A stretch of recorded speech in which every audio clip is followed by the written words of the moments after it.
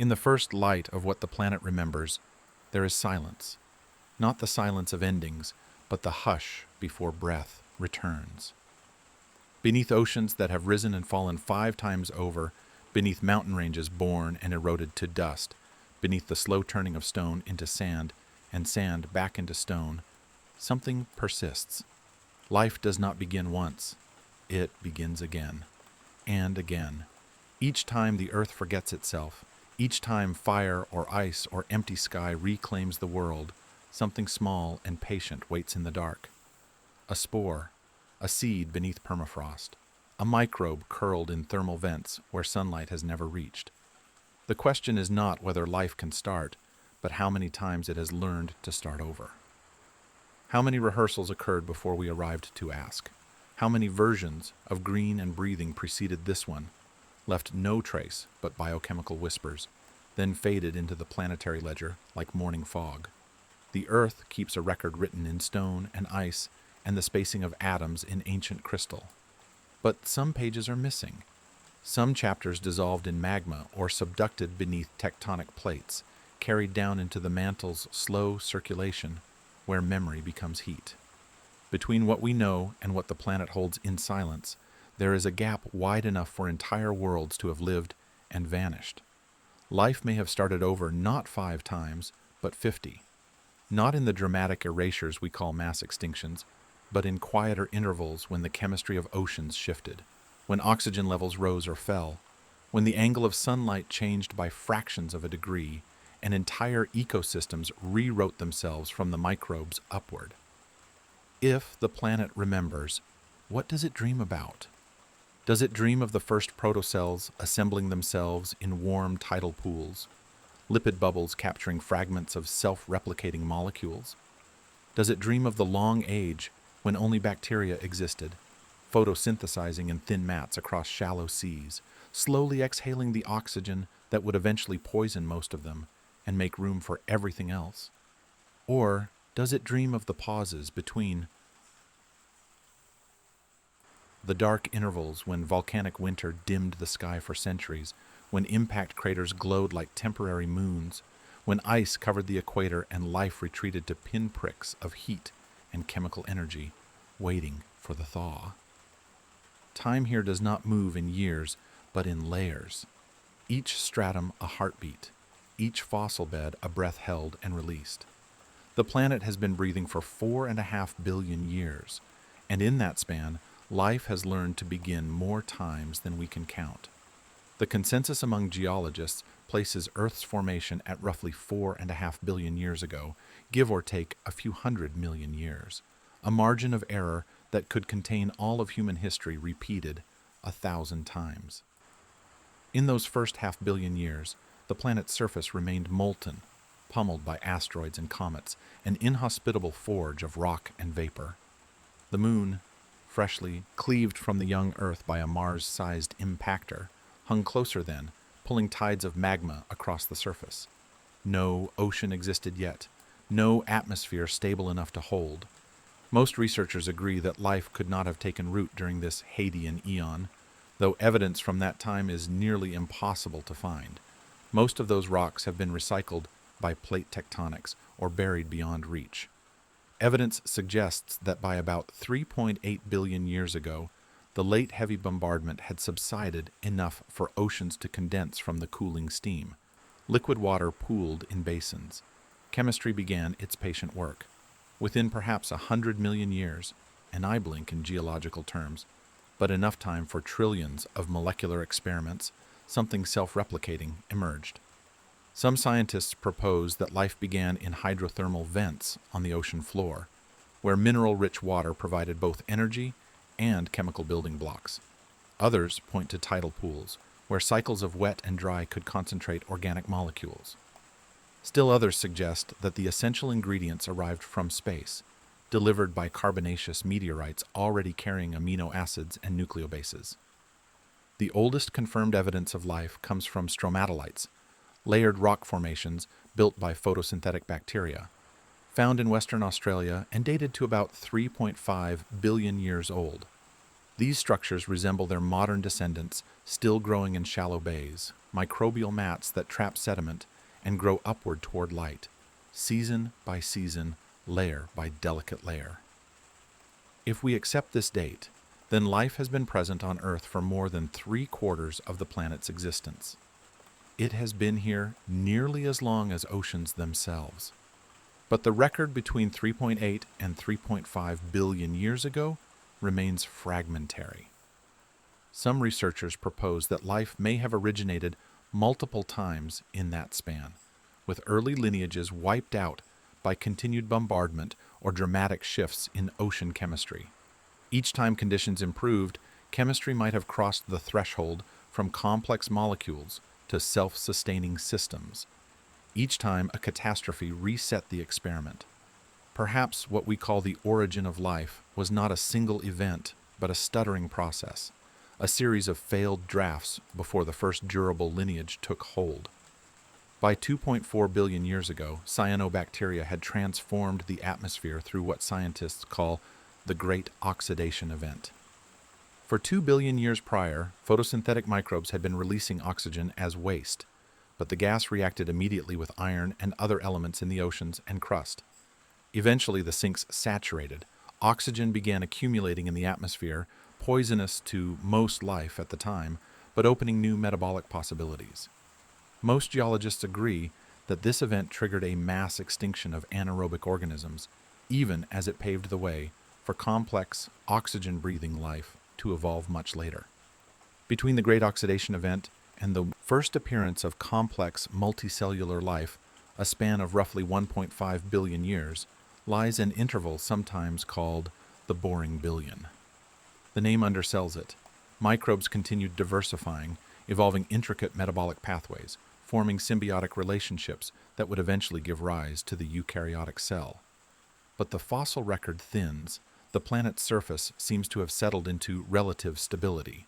Continental plates drifted slowly, oceans warmed and cooled, life persisted in forms we can barely trace.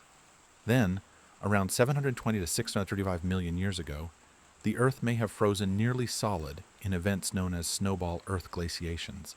Geologic records show glacial deposits at tropical latitudes, suggesting ice reached the equator. Photosynthesis would have slowed to a near halt. Oceans beneath thick ice remained liquid, warmed by geothermal heat from the mantle. Life survived, most researchers believe, in refugia, volcanic hotspots, deep ocean vents, cracks in the ice where sunlight penetrated. When volcanic CO2 eventually accumulated enough to trigger a runaway greenhouse effect, the ice melted rapidly, and the planet swung from freezer to sauna within perhaps a few thousand years. Some studies propose that the snowball Earth episodes served as evolutionary crucibles, forcing rapid adaptation and setting the stage for the Cambrian explosion. Others suggest that complex life had been waiting in the wings for hundreds of millions of years, and the dramatic environmental swing simply allowed it to flourish. The Cambrian explosion, beginning around 541 million years ago, marks the most famous restart in the visible fossil record.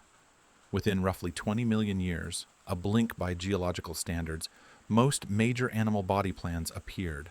Trilobites scuttled across seafloors. Early arthropods developed compound eyes. Predators and prey engaged in the first recorded arms race of shells and claws. Before this, multicellular life existed, but it was soft-bodied, enigmatic.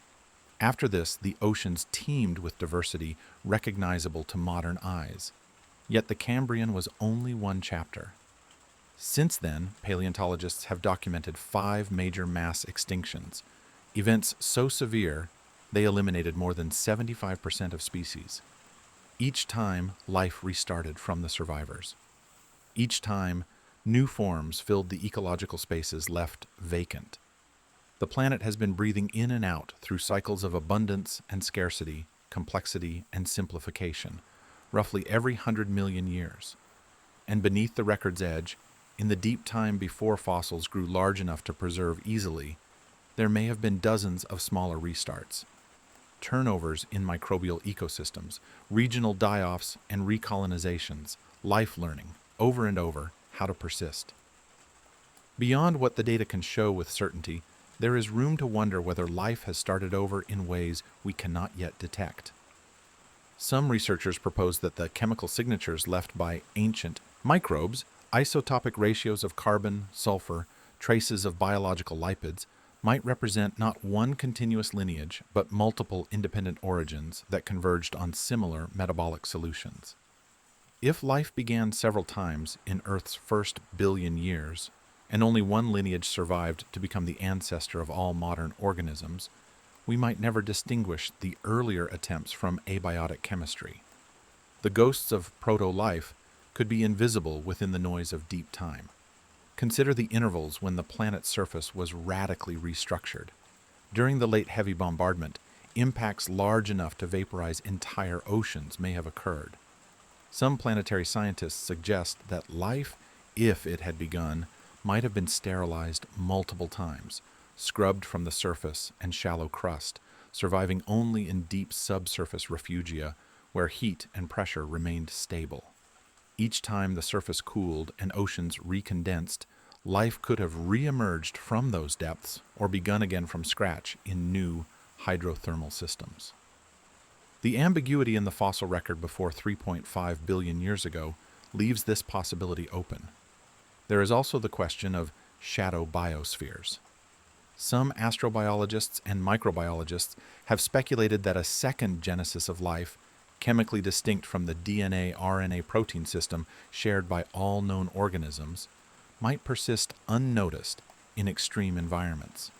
Perhaps in high radiation zones, or deep aquifers isolated for millions of years, or inside rocks kilometers below the surface, a separate tree of life could be quietly metabolizing. If such organisms exist, they would represent not a restart after extinction, but a parallel beginning that never merged with our own. The idea remains speculative, with no confirmed examples, yet it illustrates how much of Earth's microbial diversity remains unmapped. Beyond the record's edge, we might also ask what counts as starting over. Does life restart when 75% of species vanish, or when an entire ecosystem collapses and rebuilds from microbial mats? Does it restart when the dominant forms change, from stromatolites to trilobites, from trilobites to dinosaurs, from dinosaurs to mammals, or only when the continuity of heredity itself is broken? The distinction matters less than the pattern. Life does not climb a ladder toward increasing complexity. It radiates, contracts, radiates again. Each mass extinction reshuffles the deck, but does not discard the game. The 5 major extinctions documented in the Phanerozoic eon, the past 541 million years, each carved deep into the tree of life. The end Ordovician event, roughly 445 million years ago, coincided with rapid glaciation and falling sea levels.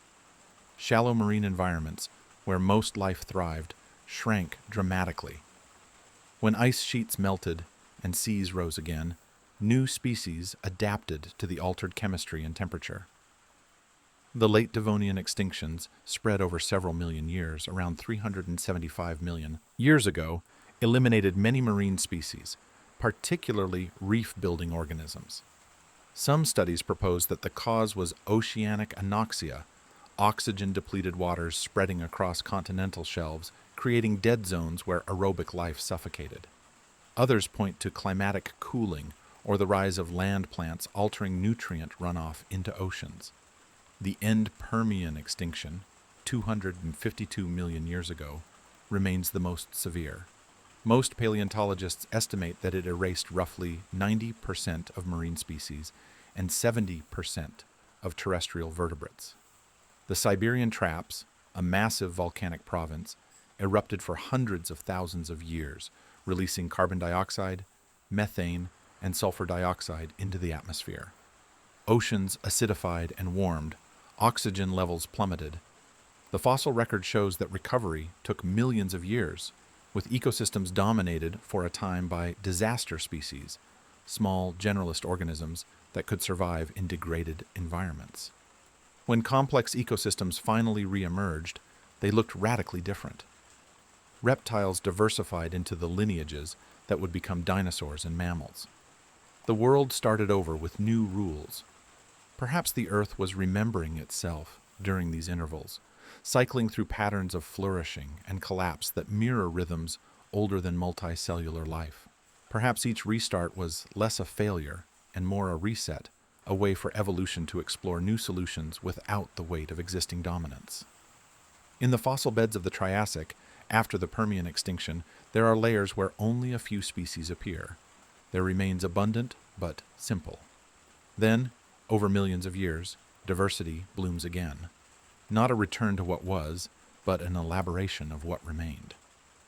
The end Triassic and end Cretaceous extinctions followed similar arcs. The former, around 201 million years ago, cleared ecological space for dinosaurs to dominate. The latter, 66 million years ago, ended the reign of non-avian dinosaurs and opened niches for mammals to diversify. Each time, the cause varied: volcanism, asteroid impact, climate shifts, but the pattern held: loss followed by emptiness, followed by proliferation. Life starting over with fragments of what survived. Some researchers propose that smaller regional extinctions and evolutionary turnovers happened far more frequently, visible only in specialized fossil records. Coral reefs have collapsed and rebuilt multiple times over the past 500 million years, each iteration dominated by different organisms. Forests have burned, regrown, and been replaced by different plant lineages. Even in the absence of global catastrophes, ecosystems restart locally. After volcanic eruptions bury landscapes in ash, after glaciers retreat and leave barren rock, after droughts empty lakes and rivers, life recolonizes from the edges, assembling new communities from whatever disperses first. It may be more honest to imagine life not as a single tree with one trunk and many branches, but as a forest, where individual trees fall and new ones sprout, each connected underground by mycelial networks of shared biochemistry. The continuity is genetic, but the forms and arrangements shift endlessly. Every ecosystem is a draft. Every species, a temporary collaboration between genome and environment.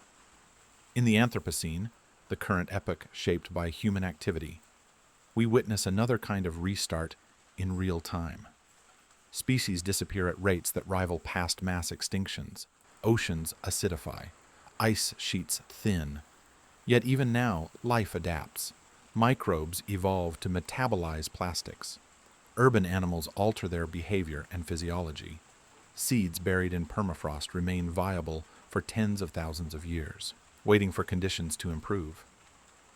Life has rehearsed for this many times before, across scales we are only beginning to understand. The same wind that carried pollen across carboniferous swamps now carries ash from megafires and pollen from genetically modified crops. The same chemical pathways that assembled the first proteins in hydrothermal vents now operate in extremophiles thriving in toxic waste sites. Life does not start over by erasing the past. It incorporates the ruins into new structures. Somewhere beneath the ice of Antarctica, in subglacial lakes isolated for millions of years, microbes continue metabolizing in darkness.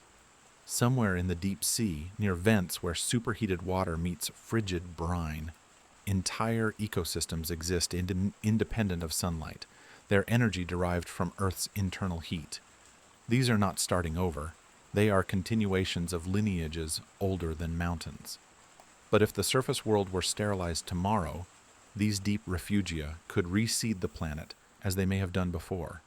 The Earth keeps copies of life in cold storage, scattered across environments so extreme they approximate the conditions of early Earth. And if we vanished, as so many lineages have vanished, the planet would barely pause.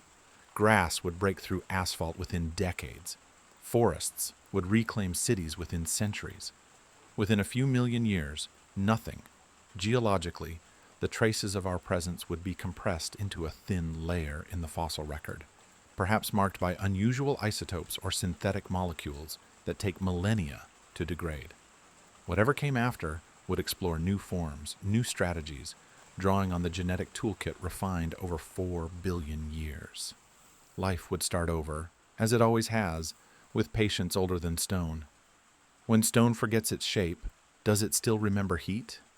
When ice melts and the ocean drinks it back into circulation, do the molecules retain some trace of the frozen darkness they endured? The questions are not scientific, but they arise naturally from the scale. Across billions of years, patterns repeat with variations. Oceans rise and fall. Climates oscillate between greenhouse and icehouse states.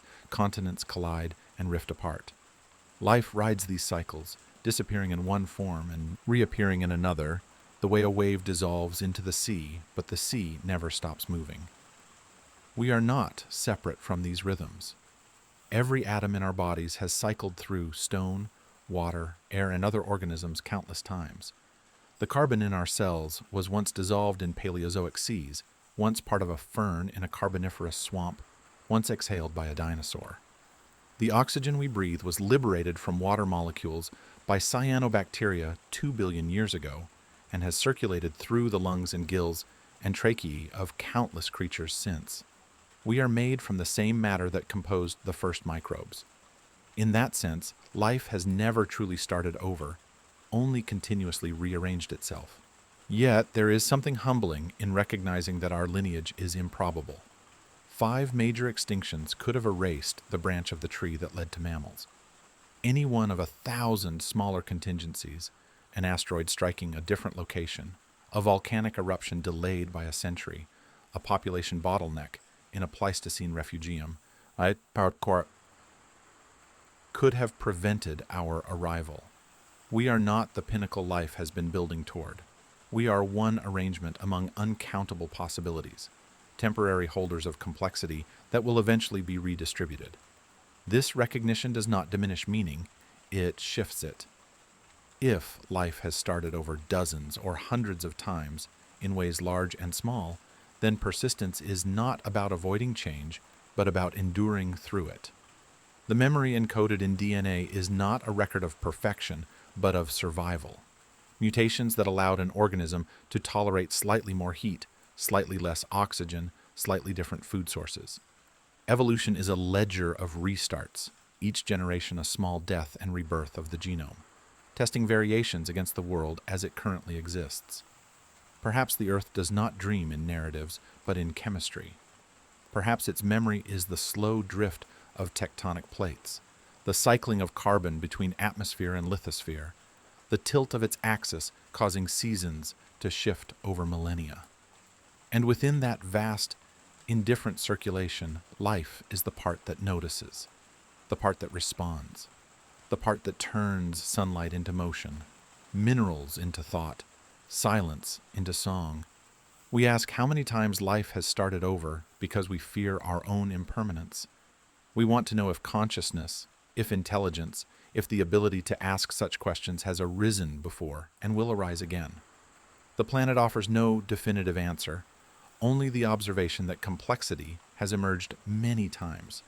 Social insects, cephalopod intelligence, avian problem solving, cetacean communication. Each represents a different solution to the challenge of being alive in a changing world. Each started from microbial ancestors and radiated into novelty. If we vanish, something else will eventually fill the niche we occupied, or invent an entirely new niche we could not have imagined. The ocean keeps its secrets in the deepest trenches, in layers of sediment where pressure and darkness preserve shapes we will never witness. Mountains rise and erode, their peaks once sea floors, their valleys once mountain summits, time folding back on itself in slow waves.